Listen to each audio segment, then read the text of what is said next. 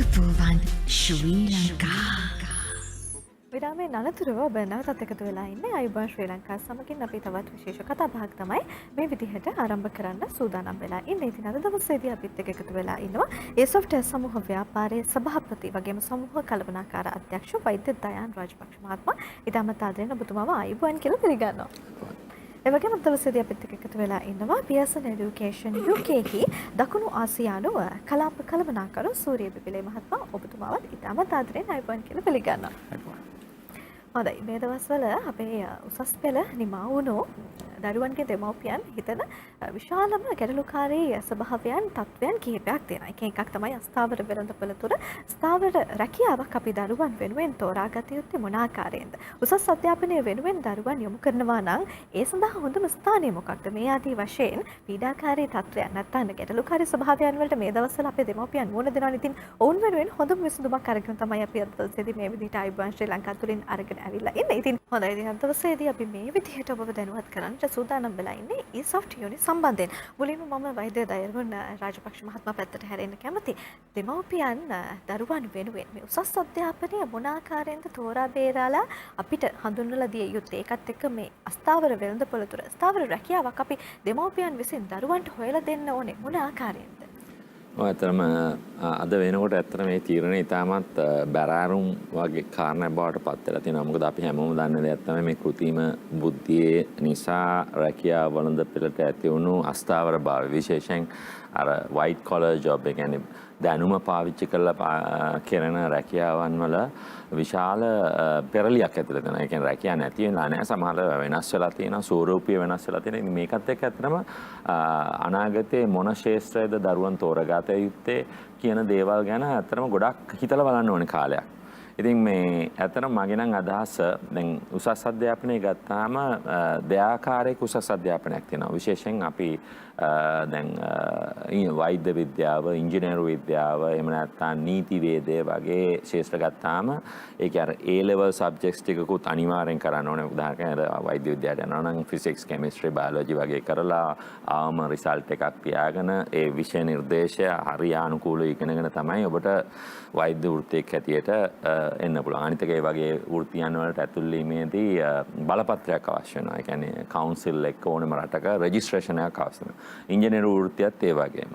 ඒ වගේම නීතිවේදී වගේ වෘත්තියකුත් ඒ වගේ ඔබට එහෙම උපාධියක් තිබ්බ පමණින්ම කෙලින්ම වෘත්තිකෙක් හැටියට සමාජයට යොමු වෙන්න බෑ. ඉතින් මේ වගේ දෙයකට දරුවන් යොමු වෙනවා නම් මම හිතන්නේ ඒකට අදිෂ්ඨාන කරගෙන ඉන්න දරුවන් නම් ඒ වගේ දෙයකට කැපකිරීමක් කරලා තියෙනවා නම් උසස් පෙළ ඒ වගේම කරලා තියෙනවා නම් මම හිතන්නේ ඒකේ ඇත්තටම ලොකු වෙනසක් වෙලා නෑ. ඒ ආකාරයෙන්ම ඒ අරමුණු කරා දරුවන්ට යන්න පුළුවන්. හැබැයි අපි දන්නවා දැන් ගොඩාක් දරුවන් ඒ වගේ ඒවට යොමු වෙනවට වඩා එතකොට වෙන ශාස්ත්‍ර වලට ව්‍යාපාර කළමනාකරණය, තොරතුරු තාක්ෂණය, එතකොට accounting, human resource management, marketing ඔන්න වගේ ශාස්ත්‍ර වලට යන්න, එහෙම නැත්නම් සත්කාරක සේවා කළමනාකරණය, fashion design, interior design මේ වගේ ඒවට යන්න බලාපොරොත්තු වෙන දරුවන්ගේ ඇත්තටම ඔය බලපත්‍රයක් කියන දෙයක් අවශ්‍ය නැහැ වෘත්තිකෙක් වෙන්න. මෙන්න මේ වගේ ඇත්තටම ලොකු පෙරලියක් ඇති වෙලා තියෙනවා. විශේෂයෙන් අන්න ඒ වගේ වෙලාවක මම හිතන්නේ දැන් හොඳම දේ තමයි, මොකද අපිට කියන්න බෑ මෙන්න මේ ජොබ් එක ඉස්සරහදී තේද නැද්ද කියලා. තව දැන් මේ දරුවන් රැකියාව වෙළඳපොළට එන්නේ අද නෙමෙයි. සමහර අවුරුදු තව 3කට පස්සේ 4කට පස්සේ. ඇත්තටම මට ඔය ඉංජිනේරු වෛද්‍ය විද්‍යාව පිළිබඳවත් රැකියාව වෙළඳපොළට ඇති වෙන බලපෑම ගැන මම ගැන කතා කරන්න බලාපොරොත්තු වෙන්නේ නැහැ අද. ඒවටත් එහෙම බලපෑමක් ඇති වෙන්න පුළුවන්.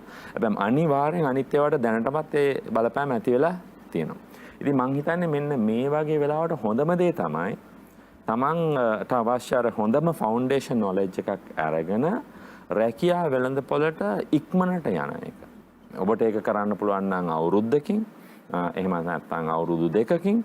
එතනදී අපිට දැනගන්න හම් වෙනවා මොනවද ඇත්තටම මේ අපේ කර්මාන්ත ශාස්ත්‍රයේ, එහෙම නැත්නම් අපේ ආයතනවල මොන වගේ දැනුමක්ද ඔබට අවශ්‍ය. කොහොමද ඒ දැනුම පාවිච්චි කරන්න ඕනේ. ඒ කියන්නේ ඒකට අපි කියනවා ඇඩැප්ටිව් ලර්නින් කියලා. ඒ කියන්නේ අවශ්‍ය දෙයට අනුව තමන්ගේ ඒ පවතින දේවල් අනුව තමන්ගේ දැනුම ගවේෂණය කරමින් ඉස්සරහට යන්න. මම හිතන්නේ අද දරුවන්ට අවශ්‍ය වෙන්නේ අන්න ඒ වගේ අධ්‍යාපනය. මොකද අපිට ලෝකයේ මේ කොයි විදියට වෙනස් වේද කියන එක හිතා ගන්නවත් බෑ අතරම. ඒ නිසා අපිට අවශ්‍ය වෙන්නේ මෙන්න මේකට අනුවර්තනය වෙලා ඒ කියන්නේ learn to learn. ඒ වගේම මේ අභියෝගය ජයගෙන ඒවට අනුවර්තනය. අපි හිතමු මම මාකටිං ඩිග්‍රී එකක් කරලා තියෙනවා. නමුත් එතකොට මගේ ව්‍යාපාරයේ ආයතන ඉහළ කළමනාකාරීත්වය කියන අපි දැන් ඩිජිටල් මාකටිං. එහෙම නැත්නම් AI මාකටිං. එහෙම නැත්නම් කන්ටෙන්ට් මාකටිං කරන්න ඕනේ කියලා. එතකොට මට පුළුවන් වෙන්න ඕනේ මම ඩිග්‍රී ඒවා ඉගෙනගෙන නැති වුණත් ඒවා මට Tamanට මේ ඉගෙනගෙන අද ඕන තරම් ඇත්තම මේ වගේ බහුලව ඉගෙන ගන්න අවස්ථාවක් තියෙනවා. අන්න ඒ වගේ අධ්‍යාපනයක් තමයි මම ඇත්තටම දෙමව්පියන්ටත් දරුවන්ටත් ඒ කියන්නේ කැමති එහෙම කරොත් මේ අනාගත ලෝකයේ මේ අභියෝගات එක්ක අපිට නිර්මාණය කරන්න පුළුවන් අලුත් විදියට හිතන්න පුළුවන් මේ අභියෝග ජයගෙන ඉස්සරහට යන්න පුළුවන් තරුණ පරපුරක් බිහි කරන්න පුළුවන් වෙන්නේ කියලා. දරුවෙක්ට මේ තරම් වැදගත් වෙන්නේ ඇයි? අපි පියසන් ආයතනය ගැනත් කතා බහ කරලම පියසන් HND එක ගැන වැඩිදුර විස්තර පැහැදිලි කිරීමක් කරමු. මුලින්ම පියසන් එඩියුකේෂන් UK එහෙම නැත්නම් මහා බ්‍රිතාන්‍යයේ පියසන් එඩියුකේෂන් කියන්නේ ඔෆ් කෝල් එහෙමත් නැත්නම් ඔෆිස් ඔෆ් ක්වොලිෆිකේෂන්ස් කියලා නියාමනයක් කරනවා. ඒ නියාමක තමයි ඔෆ් කෝල් කියලා කියන්නේ. ඒකේ වැදගත්කම තමයි අපේ ඒ පාඨමාලාවන් බෙන්ච්මාර්ක් ස්ටෑන්ඩඩ්ස් එහෙම නැත්නම් අවම ස්ටෑන්ඩඩ්ස් වලට තමයි අනුව තමයි ප්‍රෝග්‍රෑම් හදලා තියෙන්නේ. එතකොට ඒකෙන් කියවෙන අනිත් දේ තමයි ලෝකයේ කොහෙත් ලංකාවේ වෙන්න පුළුවන් UK වල වෙන්න පුළුවන් එහෙම නැත්නම් වෙනත් රටක වෙන්න පුළුවන් මේ පාඨමාලාන් වල මට්ටමක් තියෙනවා. එක්තරා මට්ටමක් ඒක දිගින් දිගටම හැමතැනම කන්සිස්ටන්ට්ලි අපි ඒක පවත්වාගෙන යනවා. එතකොට ඕනම දරුවෙක්ට ඒ හදාරන පාඨමාලාව UK වලට මහා බ්‍රිතාන්‍යයේ ස්ටෑන්ඩඩ්ස් වලට අනුව තමයි ඒ පාඨමාලාව හදාරන්න වෙන්නේ. එතකොට ඒකෙන් කරන අනිත් දේ තමයි යුනිවර්සිටිස් එහෙම නැත්නම් විශ්වවිද්‍යාල ගත්තොත් මහා බ්‍රිතාන්‍යයේ මෙන්ම අනිකුත් රටවල් වලත් පිළිගැනීමක් තියෙනවා. අනිත් දෙක තමයි අහපු ප්‍රශ්නෙට HND නැත්නම් High National Diploma. ඒකේ තියෙන වැදගත්කම ඩොක්ටර් ඩෑන් රාජපක්ෂ කිව්වා වගේම අද අපි රැකියාව වෙළඳපළ ගත්තොත් එහෙම බලාපොරොත්තු වෙන්නේ perform කරන්න පුළුවන් නැත්නම් වැඩ කරන්න පුළුවන්. අනාගතේ අවශ්‍ය වෙන්නේ ඒක තමයි. ඩිග්‍රී එකක් අවශ්‍යයි. නමුත් ඒ වගේම තමයි work readiness අපි කියනවා. ඒ කියන්නේ රැකියාවක් කරන්න සූදානම් වෙන්න ඕනේ. ඒ වගේම මෙතනින් තව අවුරුදු 3ක් 5ක් වගේ යනකොට අපිට කියන්න බෑ මොන වගේ අභියෝග රැකියාව වෙළඳපොලේ ඇති වේද කියලා. තරගකාරීත්වය වෙන්න පුළුවන්, තාක්ෂණික වශයෙන් ඇති වෙන දියුණුව වෙන්න පුළුවන්. ඒ සියල්ලෙදිම HND එකෙන් කරන්නේ උපාධියක් කරා ගෙන යනවා වගේම අර ප්‍රැක්ටිකල් එහෙම නැත්නම් ප්‍රායෝගික වශයෙන් තමයි මේ පාඨමාලාව සකස් කරලා තියෙන්නේ. එතකොට එතන තියෙන විශේෂත්වය තමයි අපි සාමාන්‍යයෙන් කියනවා ඇකඩමික් ක්වොලිෆිකේෂන් එකක්. ඕනම ස්ටුඩන්ට් කෙනෙක්ගෙන් ගත්තොත් එම ශිෂ්‍යයෙක් ගත්තොත් එම බලාපොරොත්තුවක් තියෙනවා ඩිග්‍රී එකක් කරන්න. හැබැයි අත්‍යවශ්‍ය දේ තමයි දැන් අපි පහුගිය දශකයේ හෝ ඊට කලින් පොඩ්ඩක් බලුවට සාපේක්ෂව ගොඩක් අය බලාපොරොත්තු වෙන්නේ රැකියාව වෙළඳපොළට අවශ්‍ය ඒ අභියෝග ඒ අවශ්‍යතාවයන් සපුරා ගන්න පුළුවන්ද කියලා. HND එකෙන් කරන්නේ ඒ අවශ්‍ය දේ විශේෂයෙන් සෑම අවුරුදු 4කට සැරයක්ම අපේ පාඨමාලාව ඒ කරිකියුලම් එක අපි අලුත් කරනවා, රිවයිස් කරනවා. ඒකෙනුත් කරන්නේ උදාහරණයකට අපි දන්නවා ESOFT Uni එකේ BTech High National Diploma in Computing කරනවා. ඒ වගේම තමයි මෑත කාලේ අපි හඳුන්වා දුන්නා BTech High National Diploma in Digital Technologies. දැන් ඒකේ තියෙනවා කෘත්‍රිම බුද්ධිය, එහෙම නැත්නම් Artificial Intelligence. ඒ වගේ ඒවා තියෙනවා. Electrical Electronic Engineering ඒකත් ESOFT ආයතනයේ ඒ ප්‍රෝග්‍රෑම් එක කරනවා. ඒකේ තියෙනවා නවතම තාක්ෂණය. ඒ නිසා තමයි අපි වසර 4කට පාරක් ඒක රිවයිස් කරලා අපි අලුත් කරන්නේ ඒ පාඨමාලාව. ඒක තමයි තියෙන HND එකේ විශේෂත්වය. අපි අනාගතේ රැකියාව වෙළඳපළට ගැළපෙන විදිහට ශිෂ්‍යයන්ව සූදානම් කිරීමක් තමයි එතනදී කරන්නේ. ඔබට හැකියාවක් තියෙනවා ඒ soft unit සම්බන්ධයෙන් වැඩිදුර විස්තර දැන කියා ගන්න. මම සඳහන් කරන්නම් hotline එක වගේම website එක. hotline එක වෙන්නේ 1381 කියන hotline එකට කතා කරලා ඔයාලට හැකියාවක් තියෙනවා ඒ soft unit සම්බන්ධයෙන් වැඩිදුර විස්තර දැන කියා ගන්න. ඒ විතරක් නෙමෙයි www.esu.lk කියන මේ website එක හරහා ඔබට ඒ soft unit සම්බන්ධයෙන් වැඩිදුර විස්තර දැන කියා ගැනීමේ හැකියාවක් තිබෙනවා. ඒකත් එක්කම මේ දයන් මහත්මයාට පැත්තට නැවත වතාවක් මම හැරෙන්න කැමතියි. දැන් මේ HND එක කරලා අවුරුදු 2ක් වගේ කෙටි කාලයක් ඇතුළත කෙටි කාල සීමාවක් ඇතුළත දරුවෙක්ව රැකියාවට සුදුසු පුද්ගලයෙක් බවට පත් කරනවා කියලා කියනවනේ. කෙනෙක් මේක අහන් ඉන්න කෙනෙක්ට හිතෙන්න පුළුවන් හරිම පුදුම කතාවක් නේ කියලා. කොහොමද මේක කරන්නේ? ඇත්තටම කොහොමද මේක කරන්නේ?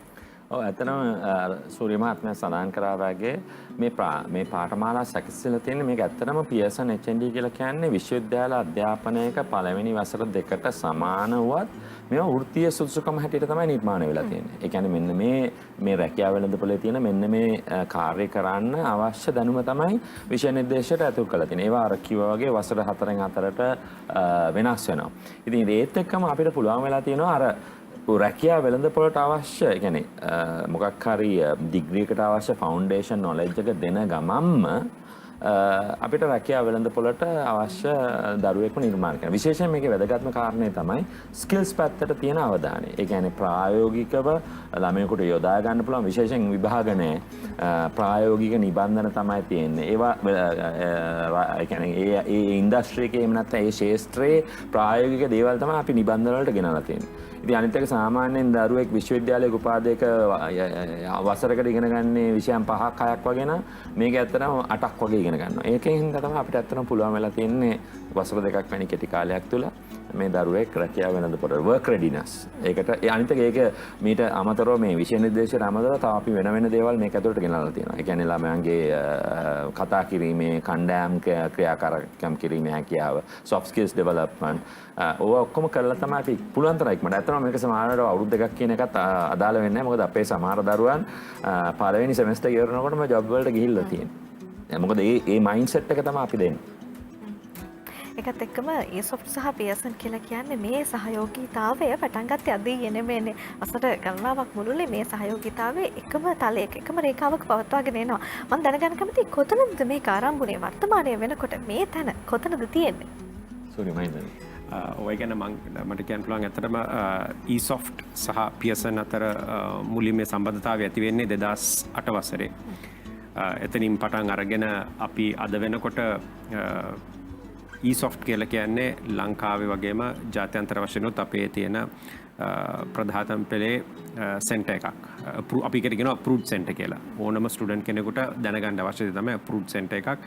එතකොට ඒ 2008 සහ අද වෙනකොට ඒ කාලය තුල හඳුන්වලා තියෙන පාඨමාලාවන් ටික ගත්තොත් එහෙම හිතන්නේ හැම එකක්ම වගේ අද තියෙන හැම ෆැකල්ටි එකක්ම වගේ business IT ගත්තාම digital technologies engineering science fashion designing ඒ වගේම තවත් තියෙනවා කස්ටමයිස් කරලා අපි කියනවා ඒකට රටට අවශ්‍ය විදිහට එහෙම නැත්නම් සමහරලාට අපි දකිනවා යම් වෘත්තියන් සඳහා ඒ සෙන්ටර් එක ඒගොල්ලෝ කරපු රිසර්ච් වලට අනුව දකිනවා මේකට අනාගතයක් තියෙනවා. එතකොට අපිත් එක්ක එකතු වෙලා eSoft එක ඒ වගේ පාඨමාලාවන් ඩෙවලොප් කරලා තියෙනවා.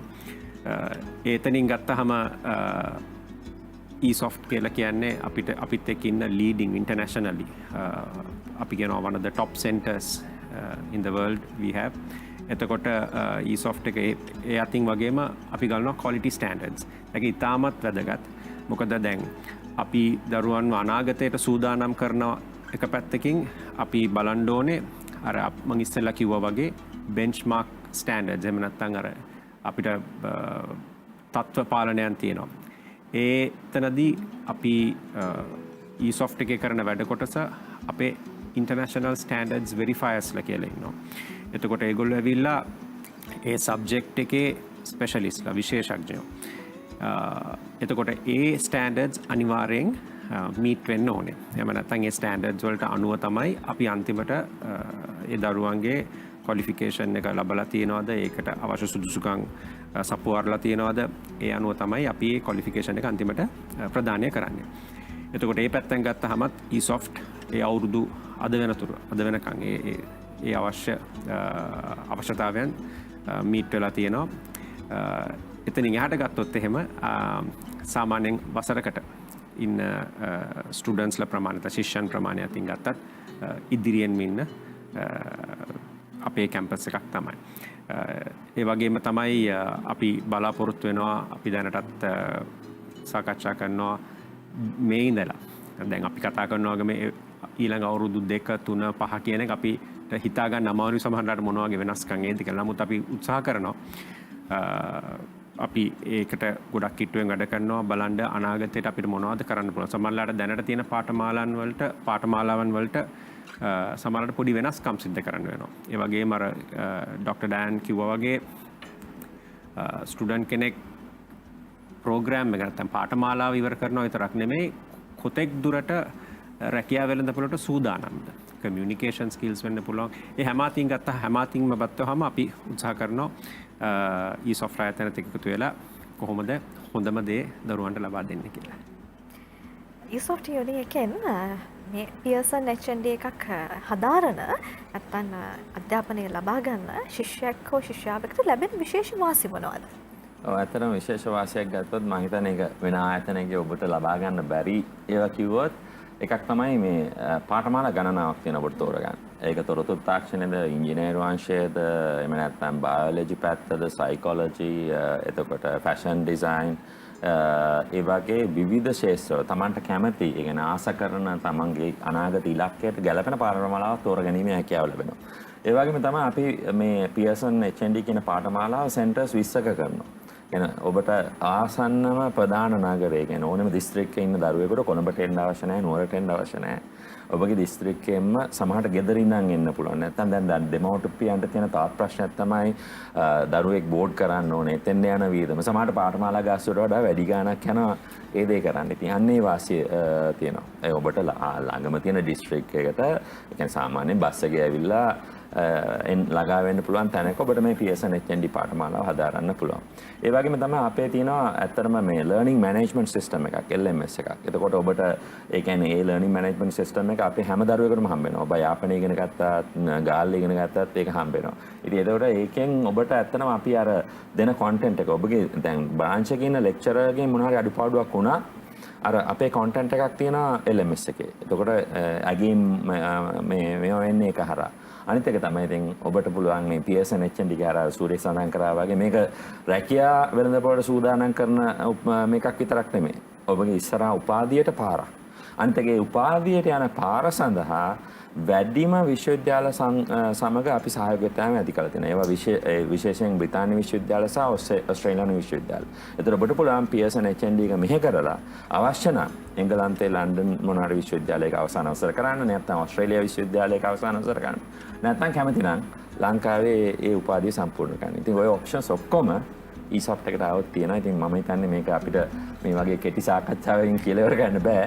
ඉතින් දෙමව්පියෝ සහ දරුවන්ට අපි අතනම ආරාධනා කරන්නේ දෙගොල්ලන්ම එකට ඇවිල්ලා අපේ මේ කාර්ය මණ්ඩලේ හම්බෙන්න ඔබට එතකොට ඔබට ගැළපෙනම පාත් එක අපිට තෝරලා දෙන්න පුළුවන්. උසස් අධ්‍යාපන ශේෂ්ත්‍රයේ ප්‍රමුඛයත් සමගින් අත්වැල් බැඳ ගනිමින් ඔබගේ උසස් අධ්‍යාපනයේ සිහිනය සැබෑවක් බවට පත් කරන තැන තමයි soft uni කියලා කියන්නේ. ඉතින් ඔබට හැකියාවක් තිබෙනවා වැඩිදුර විස්තර දැන කියා ගන්න මම සඳහන් කරන්නම් hotline එක වගේම website එක.